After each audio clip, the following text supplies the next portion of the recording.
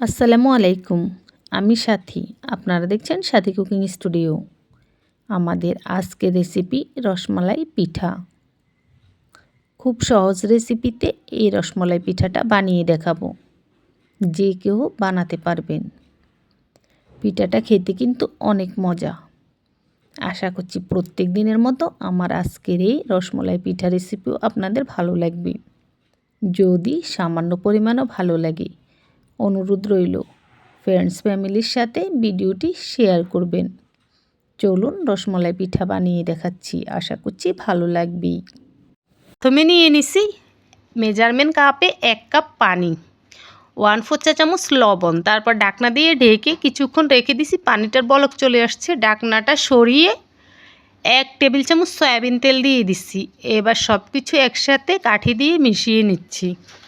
তারপর চুলার আঁচটা নিভিয়ে দিচ্ছি। প্রত্যেকটা স্টেপ খেয়াল করবেন, তবে মজাদার এই রসমালাই হিডা খাইতে নেরবেন, বুঝছেন নি? আচ্ছা দেখুন, এবার যে কাপ মেপে পানি নিছি সে কাপ মেপে 1 কাপ বাজারের দোকানের কেনা শুকনো চালের গুঁড়া দিয়ে দিছি। এই শুকনো চালের গুঁড়ার জায়গায় আপনারা চাইলে ভেজা চালের গুঁড়াও দিতে পারবেন। আবার কেউ যদি চালের গুঁড়া দিয়ে না বানিয়ে সুজি দিয়ে বানাতে চান, সুজিটা অন্য একদিন দেখাবো। তবে এভাবে সুজির আটা যদি করতে পারেন আপনারা, তাহলে সেটাও পারবেন। আচ্ছা দেখুন, তারপর আটাটা পানির সাথে ভালোভাবে মিশিয়ে নিচ্ছি।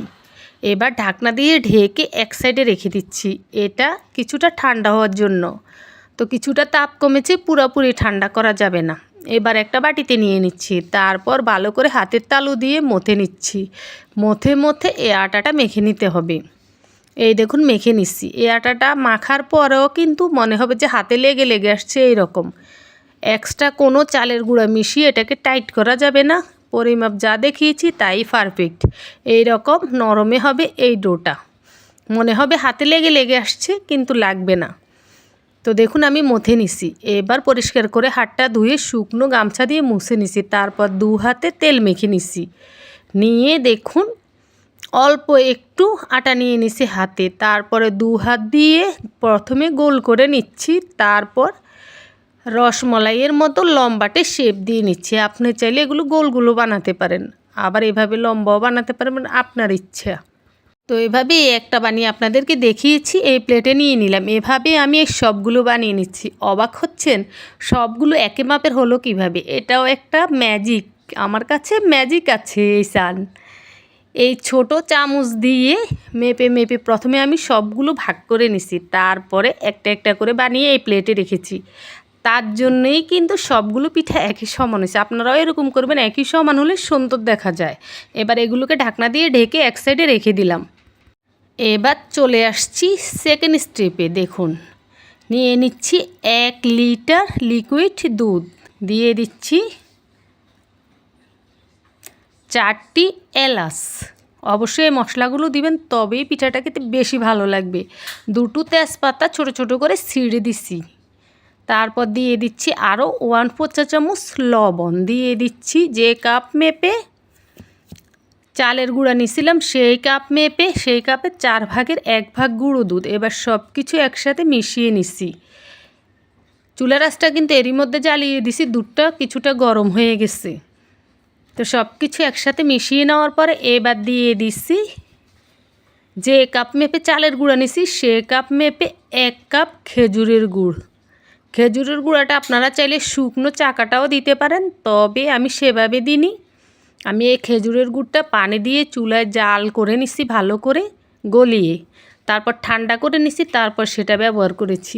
এবার খেজুরের গুড়টা দেওয়ার পরও আবার সব কিছু অনবরত নেড়ে চেড়ে বলক আসা পর্যন্ত অপেক্ষা করেছি। ভালোভাবে বলক চলে আসছে। এবার আগে থেকে বানিয়ে রাখা সেই পিঠাগুলো এখানে দিয়ে দিছি একবারে। সবগুলো পিঠাগুলো দেওয়ার পরে আলতোভাবে একটু নাড়াচাড়া করে নিচ্ছি। নিয়ে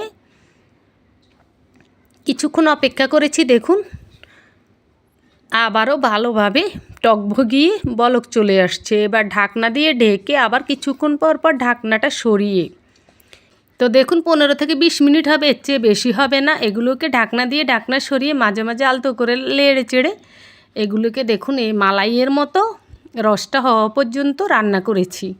এরই মধ্যে এগুলো হয়ে গেছে। এবার চুলার আঁচটা নিভিয়ে দেব।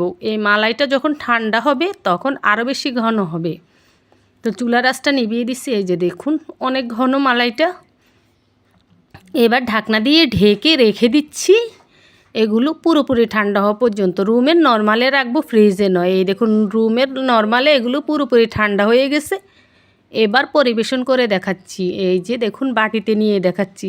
এটা কিন্তু একেবারে দুধ গুড়ের অরিজিনাল কালার। এখানে কোনো ফিল্টার বা কোনো কিছু ব্যবহার করা হয়নি। আপনি যখন পিঠাটা বানাবেন এটা একেবারে এরকম সুন্দর কালার আসবে। আর আমি যে গুড়টা দিছি সেটা কিন্তু খেজুরের গুড় ছিল। আখের গুড় দিয়েও করতে পারবেন, চিনি দিয়েও করতে পারবেন এই পিঠাটা। আচ্ছা, খাওয়ার টেস্টের জন্য এবং সুন্দর দেখানোর জন্য বাটির উপরে আমি কিছু কাঠবাদাম কুচি করে কেটে দেখুন ছিটিয়ে দিছি। এতে করে খাবারটা আরও লোভনীয় লেগেছে সত্যি। আহাহা, কি মজা যে হয়েছে! আমি যদি আমার প্রত্যেক ভিউয়ার্সটা একটা একটা খাওয়াইতে পারতাম খুব ভালো লাগতো। তো এই পিঠাটা দেখে কার কার খেতে মন চাইছে বলুন।